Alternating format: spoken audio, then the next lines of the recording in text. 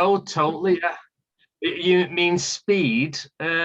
Well, it doesn't really matter about speed because you could just go slow or fast with the same pattern, but it does help with the strumming patterns to work out where they are in the beat. But I'll tell you what, I've got some answers here. So say if you're singing a song and you don't always come in on beat one. So if you start singing or playing on a certain beat, not everything starts, or it says starts, on the beat one. So if I counted you in 1, 2, 3, 4, 1, everyone just assumes they come in on one, whatever it is, whatever riff, whatever chords, whatever vocal they sing. And that's just totally not the case. That's most of the time the vocalist will be coming before the beat one in the previous bar, or after beat one. You could come in on the and of 2, you could come in on the E of 3. You know what I mean? There's lots of different places a vocal can come in. But if you have, rather than, this is what I see happening, is people singing and then they just jump in with the vocals and they're not totally accurate, like where they're meant to come in, because it might be on an upbeat and it might throw you that you have to sing on an upbeat, like the and of the beat. So knowing the certain point on the bar is crucial for that. And completing bars, the amount of times I see people strumming a pattern and they'll be strumming it and they'll be on the last chord and then they'll just jump to the next section and they won't have completed 4 beats. They'll just go like 1, 2 and into the next section because the panic to sort of jump into the next section, where it's important to complete a section, and knowing the beats, the full beats of a bar, will help you complete it. Sound less rushed and less sort of scrappy sounding. And it helps you to learn riffs and chord progressions faster. If you can instantly react to, say, I start on the and of 3, right, things are going quicker, rather than you sitting listening to something about 10 times and playing along trying to get it. So, all right, we're going to look at beats now. So some of you might know this. I'll ask you first before I give you the answer. We're just going to look at I'll just narrow it down. So this is a beat here. You may see this on a piece of music, and it is important to look at music like this because I know in my head I visualize it with this, with these symbols, and I can get to things quicker in my head. So does anyone know what this is called when you see a circle with a line, an empty hole in the middle line? Does anyone know what that's called? Do you know, Les? Go on, unmute yourself. A crotchet. No, it's not a crotchet. No, not quite. I'll tell you what, I'll let you know. It is called a semibreve. So it's a pure circle with a hole in it, and it's worth 4 beats. Now, if I was to count myself in and go 1, 2, 3, 4, I'd go 1, 2, 3, 4, and you notice that was held for 4 beats. So I wouldn't go 1, 2, 3, 4, because I only played that for 1 beat then. It's got to be held for 4. 1, 2, 3, 4. And that's what it looks like. It doesn't have a little stem on it. It's just purely a circle with a hole in it. Okay, so equivalent to the actual note, you need to know what the rest value is, because it's important to put rests in there and the stops when you're putting together music or that. So this is a semibreve. See how it's a semibreve rest? See how it's sort of hanging off the line above it? The way I remember it is suspended semibreve, because it's suspending from that line and it's a little rectangle. You might want to write that down if you're, because we might come to it. So semibreve. And this will come into play further down the line when we try and connect music with rhythm, and you'll feel you'll feel a lot more control over what you're doing. Okay, so I'm going to go to the next. And this is what it would look like on a piece of music. You would see that. Just you'd see these lines. We've not gone on to what these are, but you'd see just a circle and it's worth 4 beats. Okay, so the next note is here. So you can see it's an empty circle, but with a line on it. So has anyone seen that before? Have you seen it? Go on, Les, what is it? It's cool, but I've seen it before. You asked me. It's called a minim, and it is worth 2 beats. Yeah, minim, it's worth 2 beats. So if I was to play a minim, it'd go 1, 2, and that'd be it. And its equivalent rest is similar to the semi-breve, but it's a mounted minim. It's not called mounted, it's just a minim rest, but this is how I memorize it. I've memorized it like that since I was about like 13, you know, suspended semi-breve, mounted minim. That's how I know. See, it's on top of the line, whereas this one's suspended off the line. So that's worth 4 beats, this is worth 2. And if I was to show you what that looked like in a piece of music, if you had 4 beats in your bar, you would obviously have to play 2 of them to complete the 4 beats. So you'd be like 1, 2, 3, 4, and you can hear that each one of them notes survives for 2 full beats. Okay. Any questions, just unmute and ask away. Right, so this one here, has anyone got an idea of what this is? That's got to be a crotchet. That is a crotchet, yeah. Well done. And it's worth 1 beat as well. So here's the equivalent rest. This is what it looks like printed, but I think that's a bit hard to draw. I normally would, if I get a whiteboard, oh yeah, whiteboard, just shrink that a bit. I would go like this. It'd be like a slanted 3 almost, like with a big head and a little thing there. That's like a crop. It's hard to draw with this. Oh my God, ignore that one. Here we go. It's sort of like a slanted 3. That's how I would draw it. Right, just go to this. It'll all link up in a bit when we start doing some exercises. So that's a crotchet rest. Okay, and that would look like this. And you would see, you'd have to, in a bar of 4, you'd have to see 4 of them to complete it. So they're worth 1 each. 1, 2, 3, 4. Yeah. Hope that makes sense so far.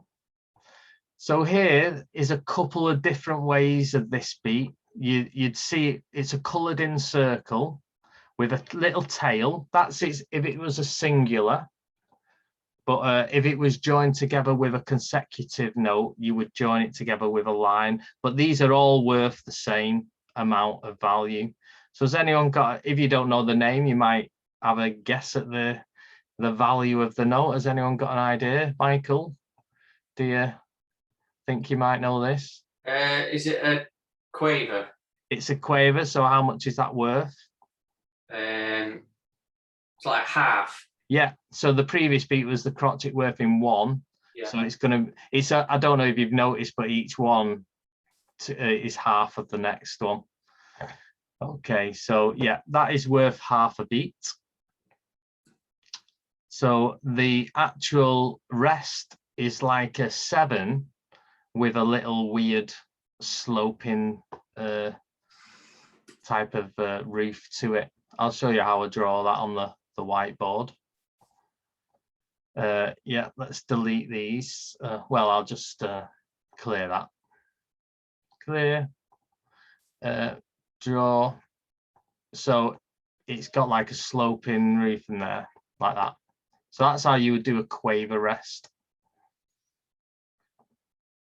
I know at the moment, because when I'm just teaching you theory behind it, so you will understand it when it gets practical in a minute. So if I was to, Michael, I'll ask you again, if I was asked to ask you how many of them would you need in a bar of 4, how many would it be?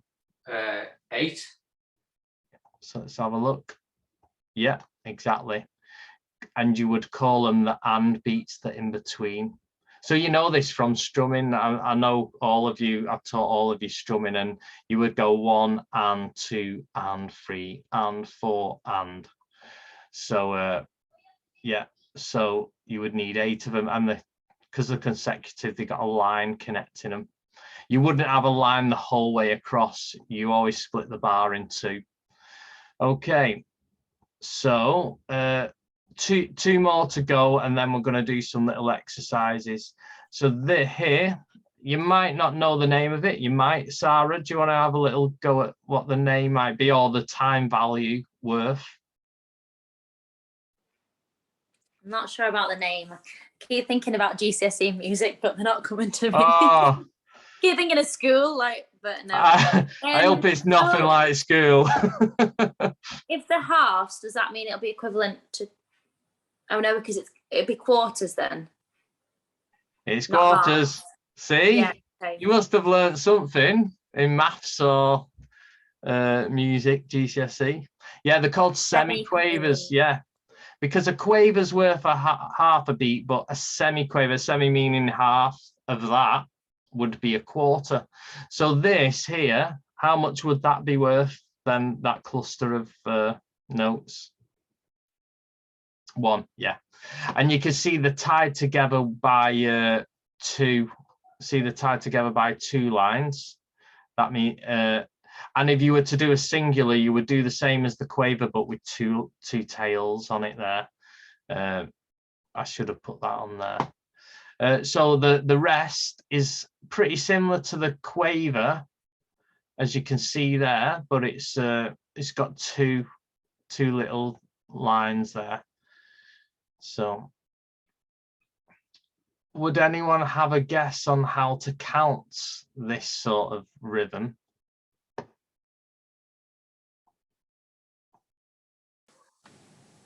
Go on, Brian. 1 eander, would it be? Yeah, 1 eander, 2 eander, 3 eander, 4. And you'll know that from 16th strumming.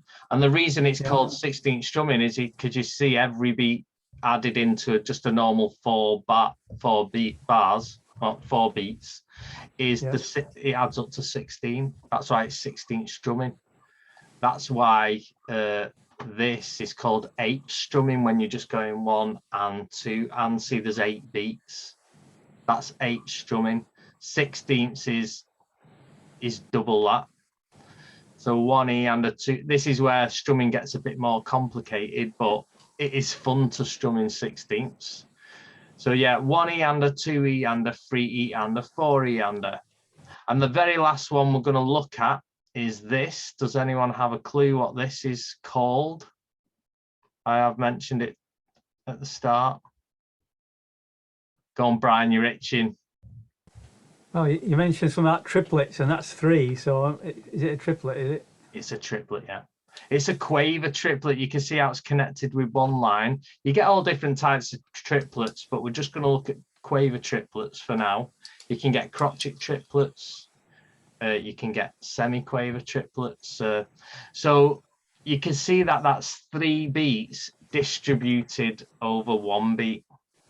Yeah. So this is the one that will probably be the main thing to trip you up, I suppose.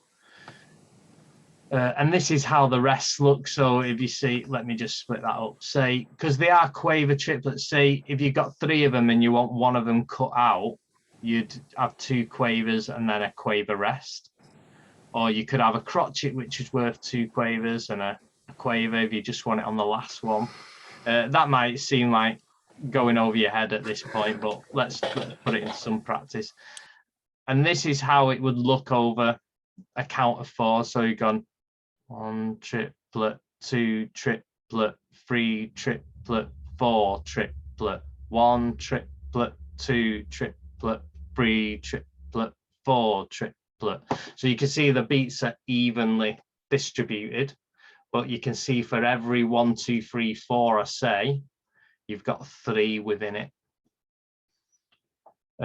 Okay, wait, I shouldn't score that. Okay, go on, Les, unmute yourself.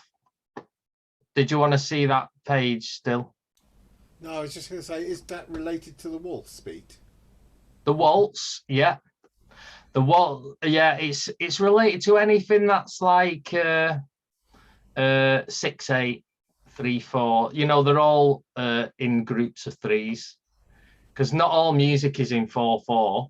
You know, it's sort of 3, 4.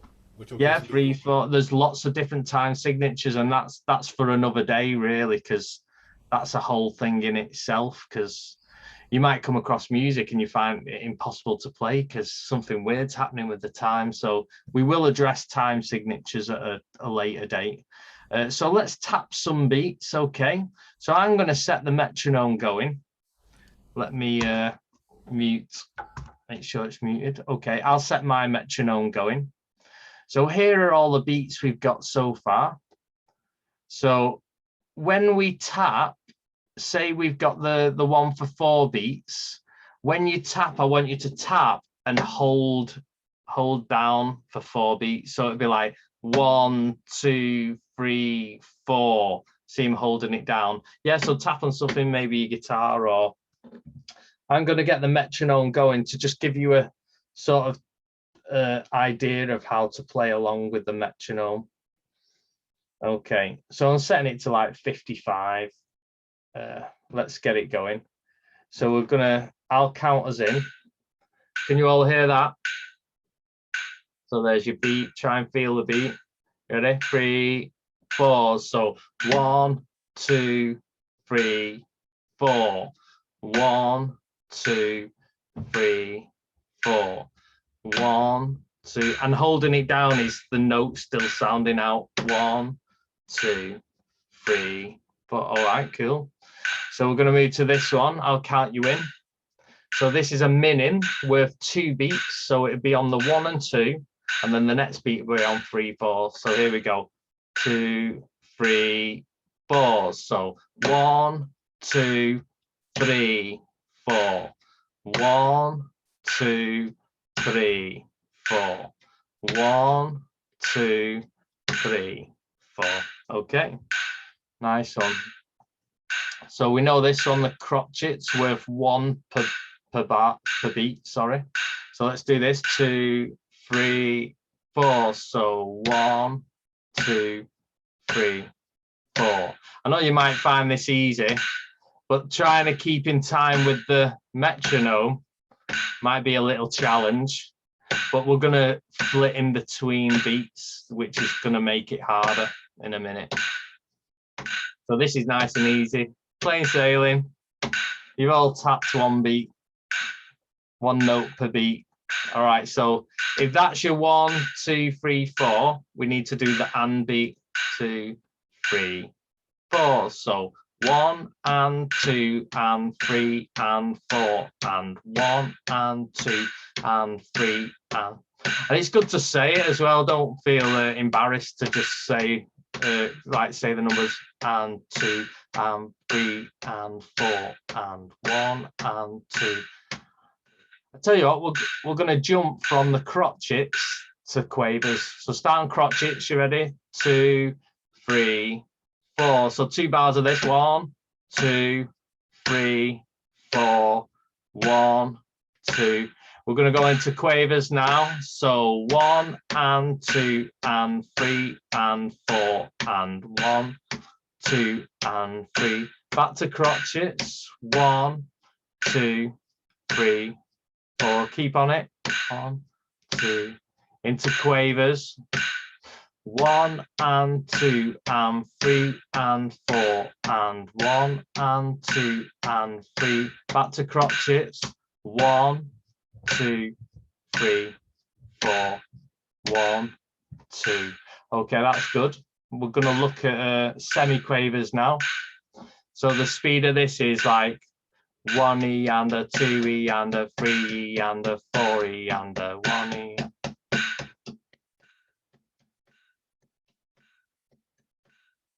Actually, the faster you're playing, the easier it is to keep up with the metronome. The slower you go, the harder.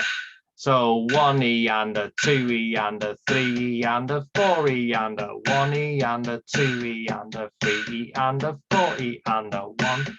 Is that a bit too quick for you, maybe? I'm going to slow it by 5 to make it 50, so it'll be a bit slower. So it'll be like 1E and a 2E and a 3E and a... That's probably a bit more, less of a strain. 1E and a 2E and a 3E and a 4E and a 1E. So you can see there's 4 taps for every one beat there. Okay, so this is the one which will feel a bit weird to all them others. So you're distributing 3 beats per one. And it'll be like 1 triplet, 2 triplet, 3 triplet, 4 triplet, 1 triplet, 2 triplet, 3 triplet, 4 triplet. So you can see it's still an even beat. You can see my hand just being constant, but it's the distribution of it.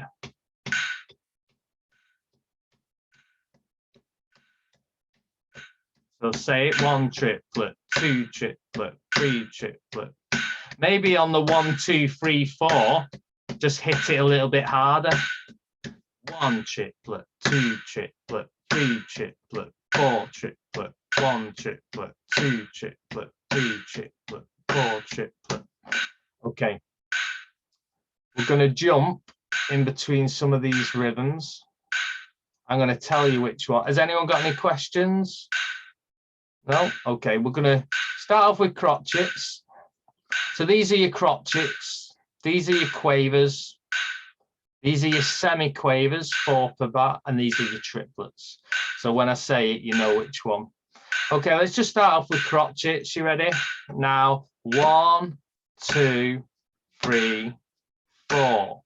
1, 2. We're going to go into quavers. So 1 and 2 and 3 and 4 and 1 and 2, 3. Back to crotchets. 1, 2, 3, 4.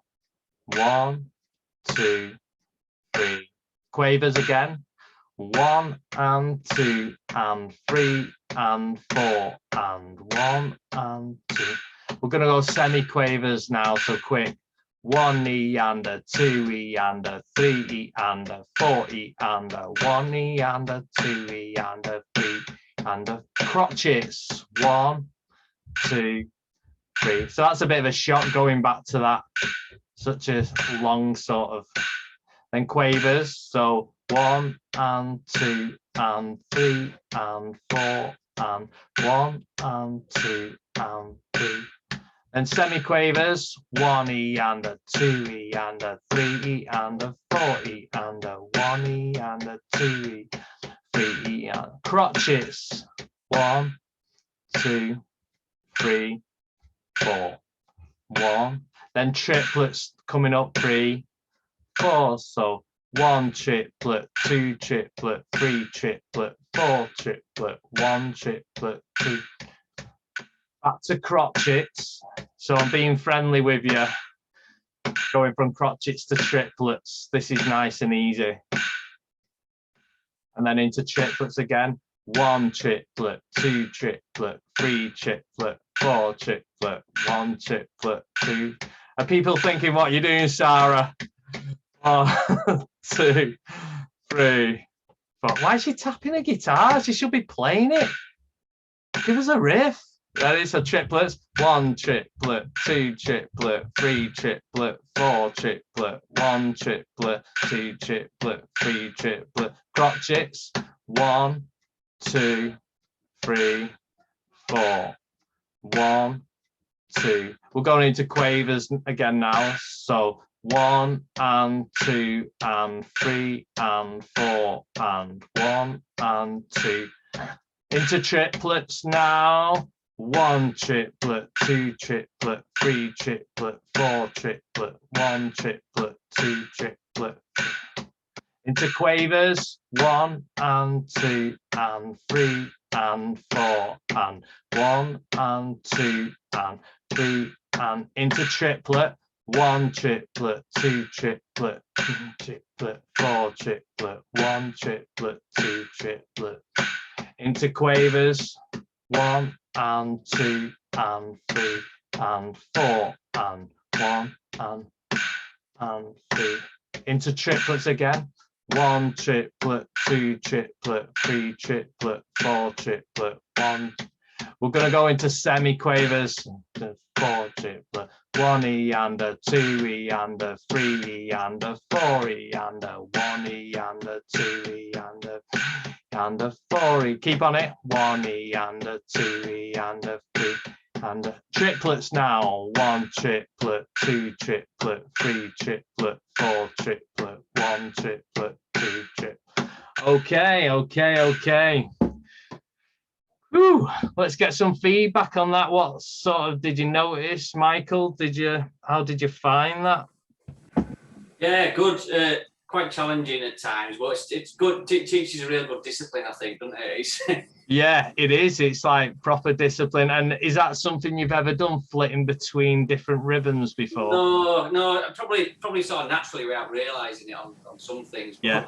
Not really, no. Well, that's the whole point of doing things natural, but then actually knowing what you've done is having a greater, deeper understanding of what you're doing and actually knowing why that works. So yeah, good.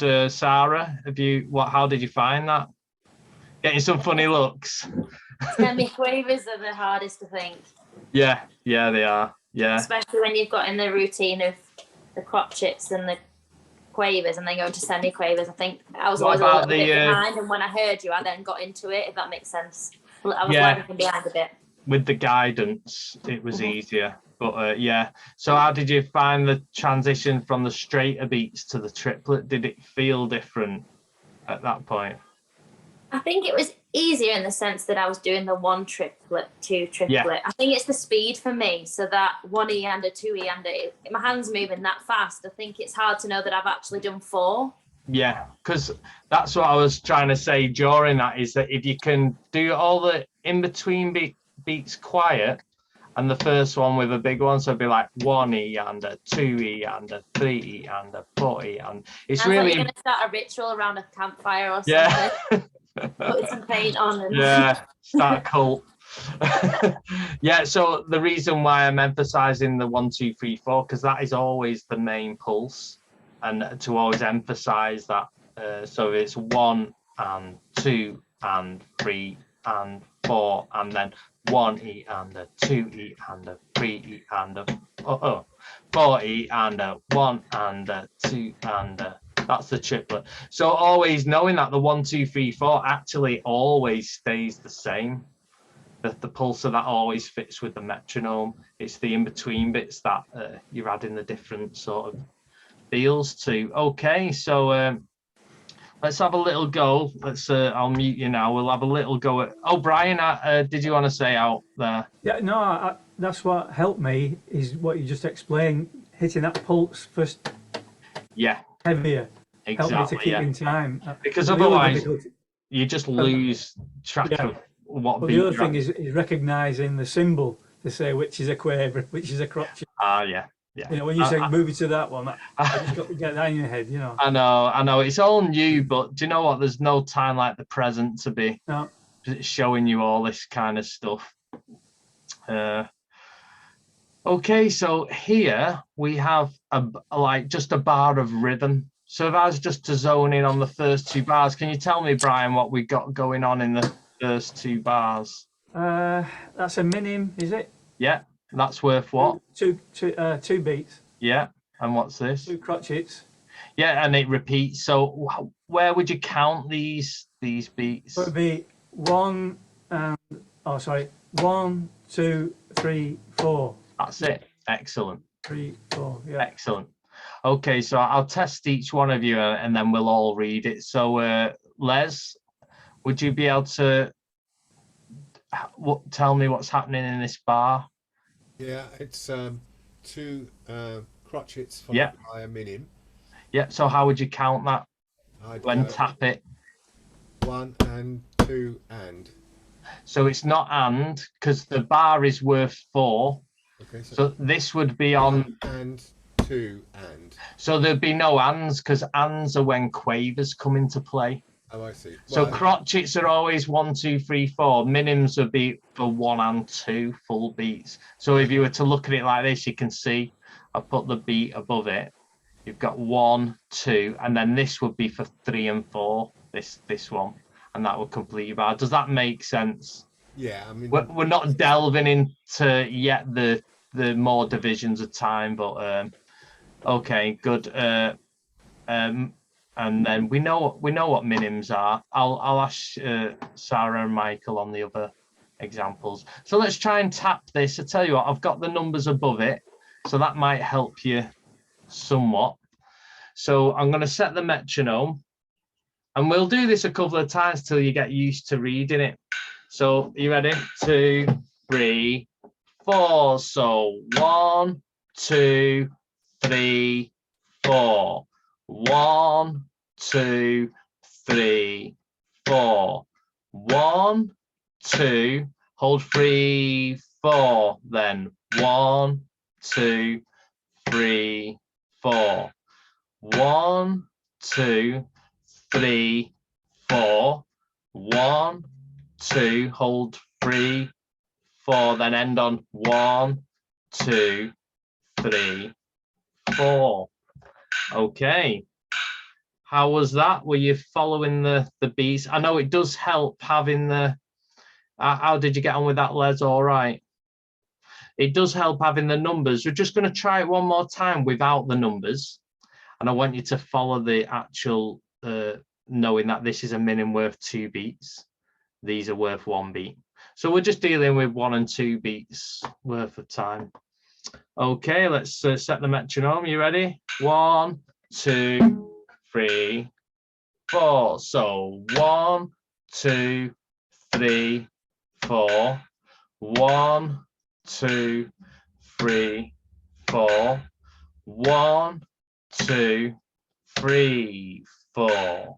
1, 2, 3, 4. 1, 2, 3, 4. 1, 2, and 3, 4. Last bar. 1, 2, 3, 4. Okay. So was that a bit trickier without the numbers? Did you find? But yeah. Okay. Good. That's with the numbers. Here we've got crotchets. We've got a minim to start with. But Sarah, can you remember what these symbols are here? Or maybe you'd be able to work it out if I was to zone in. A crotchet rest. A crotchet rest, yeah. So if I was to count this, I would go 1, 2, 3, 4. So I'm literally just hitting on the 2 and the 4. So you've got to leave silence on the 1 and the 3. But then doesn't that become the same as a minim? No, because you're not. It did actually when I pressed it down there. You've got to lift that off. This 2 off. You've got to lift it off. So it'd be like, 2. Yeah. So do it again. 1, count 1, 2, 3. No, you don't. You don't hit the rest. You don't do anything on the rest. So it's 1. So say 1. 1. No, you hit it. Oh, 1. I see the break. Okay, 1, 2, 3 is off. 3, 4. That's it. There you go. Okay. I tell you what, let's just try you on another one here. So see if you can tap that. 1, 2, 3, 4. That's it. Exactly. Let's try Michael. Let's try you on this one. Well done, Sarah. So that'd be 1, 2, 3, 4. Yeah, exactly. Well done. Okay, let's try reading this ribbon. I tell you what I might do to just be nice. I might just help you with the numbers on top for now, and then we'll do it straight after it without the numbers. See, I'm kind. I'm not like these ruthless music tutors who like get a whip out and start hitting people and stuff. Have you seen Whiplash, the film? Oh God, you've got to watch it, Whiplash. It's actually based on a true sort of teacher. He's like a music teacher and he's ruthless to his students. Throws stuff at them all the time. It's brilliant. Yeah. Thank God things have changed, eh? All right, here's the metronome. Get ready. 2, 3, 4. So 1, 2, 3, 4. 1, 2, 3, 4. 1, 2, 3, 4. 1, 2, 3, 4. 1, 2, 3, 4. 1, 2, 3, 4. So you can see on the rest where I'm just pulling my hand totally away so it doesn't make a sound. That's what it is, yeah.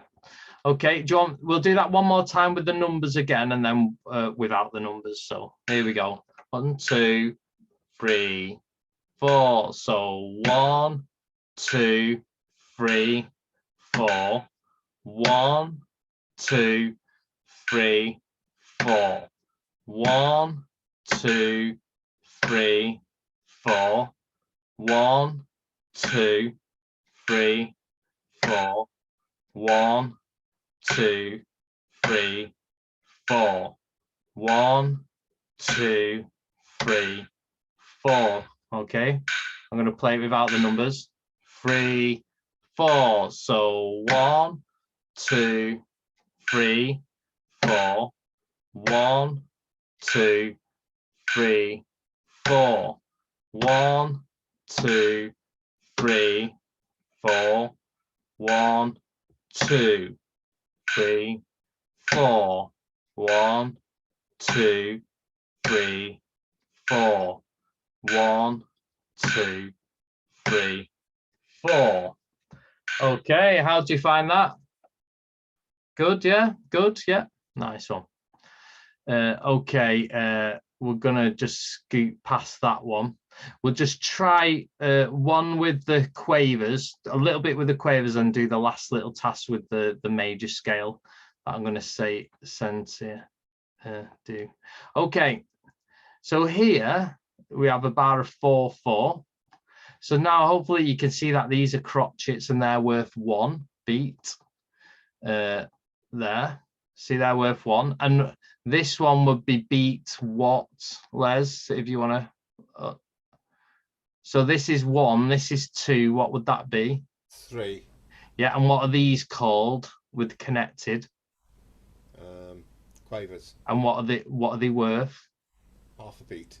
Yeah, and how would you count that? Because that's on the 4th beat. How would you count that? Them 2 beats. One hand. You would. I know what you mean, one hand, but they are situated on the 4th beat, so you wouldn't call it 1, would you? Oh right, yeah, 4 hand. 4 hand, yeah, exactly, 4 hand. That's where the getting you used to the terminology is a good thing. So 1, 2, 3's a rest, 4 and. So you're gonna have to double the speed of this. You can't just go 4 and treat it like a crotchet, because that when I talk to people a lot about the strumming, sometimes they treat the crotchets like the quavers, but hopefully now you're starting to understand that that these are double the amount of that time. So okay, let's I'll ask Sarah, can you talk to me about this bar? What are the beats? So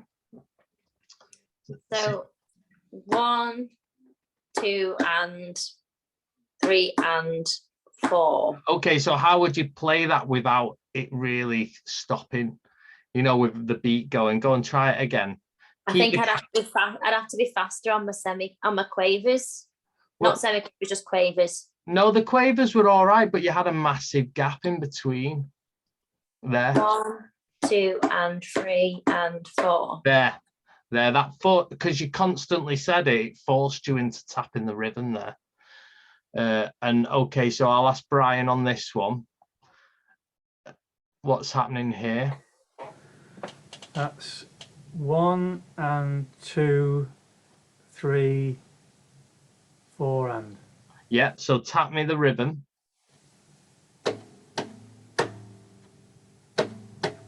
Ah, you didn't leave enough gap for 3. Ah, right. You're coming on the 4 here.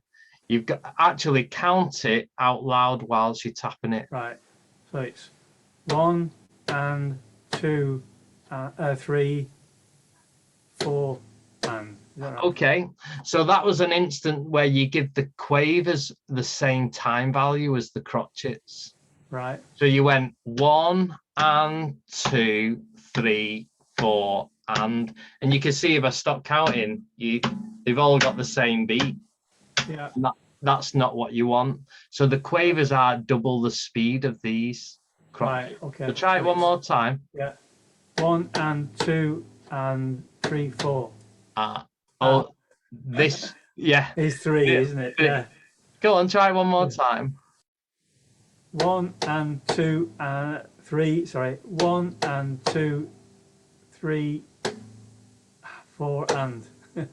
Neil, your voice said it, but your hands didn't follow your voice. I tell you what, that's good. You're virtually there. Go and give it one more go. Go a bit slower. Right. 1 and 2, 3, 4 and. Yeah, great. That's great. I still think because it was so slow, it's hard for you to count this 3, but it was still coming a little quick. But once we get the metronome going, that'll sort that. So I'm just going to ask Michael of the last one, and then we'll put it all together as a group.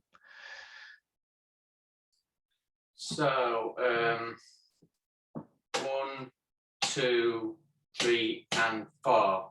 Yeah, my hands are gone, but yeah. So you didn't hit the 4, so do it again. 1, 2, 3 and 4. Excellent, nice one. Right, so this is what we're faced with now. I'm gonna be nice to you again and give you the rhythm here. So let's start metronome, and I'll help you. So it's 2, 3, 4. So 1, 2, 3, 4 and 1, 2 and 3 and 4. 1 and 2, 3, 4 and 1, 2, 3 and 4. Okay, that might be a lot harder. I'm going to just split it into just half. So you ready? We'll do it a few times. 2, 3, 4. So 1, 2, 3, 4 and 1, 2 and 3 and 4. Okay, we'll do that again. 2, 3, 4. So 1, 2, 3, 4 and 1, 2 and 3 and 4. Okay, let's do the last part of that. 2, 3, 4. So 1 and 2, 3, 4 and 1, 2, 3 and 4. We'll do it again. 2, 3, 4. Here we go. 1 and 2, 3, 4 and 1, 2, 3 and 4. Okay, so when you're distributing the time, it does get slightly harder, but really I'm just giving you a taste of that. I don't expect you to be masters of that. It's like sort of introducing you to it, and over time that'll become second nature to you. Okay, I've got enough time to just go on to this last little, oh, where's it gone? Last little exercise. So is everyone familiar with this little major scale here? I think we've done it in the past where if I, here, where's my black? If you can see me, it's like this. Do we all know a major scale? Is everyone, it could be any major scale. Yeah, I know we've looked at it in the past. No, right. I think some of you do, some of you don't. Okay. So this one's starting on the 5th fret, and it is the 5th and 7th fret. So you would start that with your second finger. Reason being is that on the next line, you'd use your first finger for the neck back here.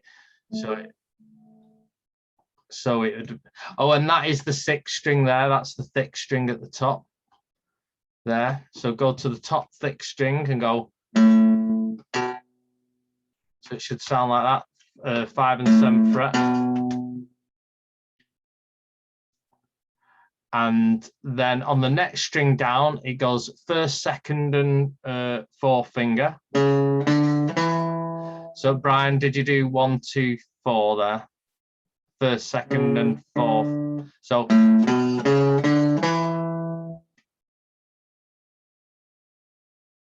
that's it.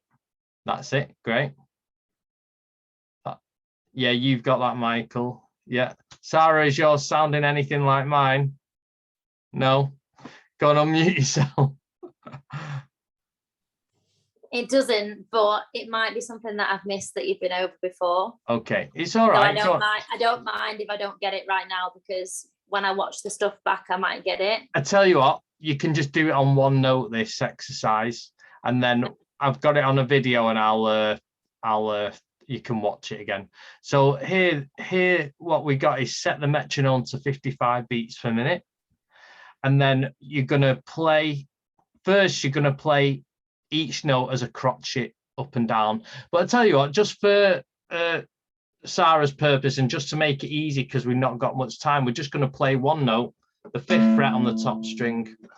So I'm going to show you how to put it with the scale in a bit. So I'm going to start this and see there, play each note as a crotchet. So 1, 2, 3, 4.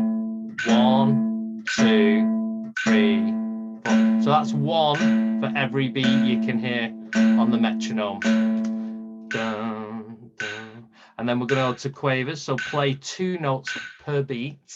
So 1 and 2 and 3 and 4 and 1 and 2 and 3 and 4 and 1 and 2 and 3 and 4 and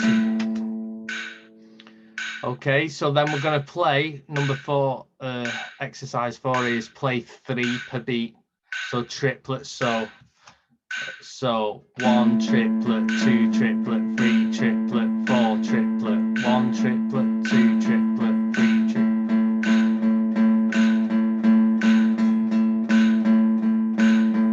I'm going to put it to 50 again. All right, and the last one is semi-quavers. And it's 1E and a 2E and a 3E and a 4E and a 1E and a 2E and a 3E and a 4E and a 2E and a 3E. So crotchets 1, 2, 3, 4 again. 1, 2, then quavers 1 and 2 and 3 and 4 and 1. 2 and 3. Then triplets 1, 2, 3, 1, 2, 3, 1, 2, 3, 1, 2, 1 triplet, 2 triplet, 3. Then semi-quavers 1E and a 2E and a 3E and a 4E and an E and a 2E and a 3E and a 4E and a. So that's doing the clapping thing but putting it onto your instrument. So you might want to alternate pick going up and down. I'm going to show you how to put that with the scale very quickly, and then that can be a little exercise for you to do with the metronome. So if I was to play the scale, I'm going to do a crotchet here for each one. Let's get into the groove of it. So you would go up and down the little scale, 1 per each, and then 2 for each now. See, they're quavers.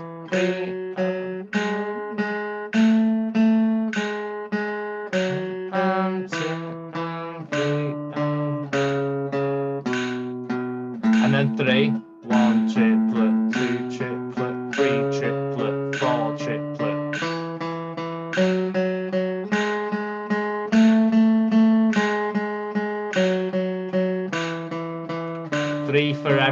one beat you hear, and then the semi-quavers. Oh. See, even there, it's very hard to do that in practice.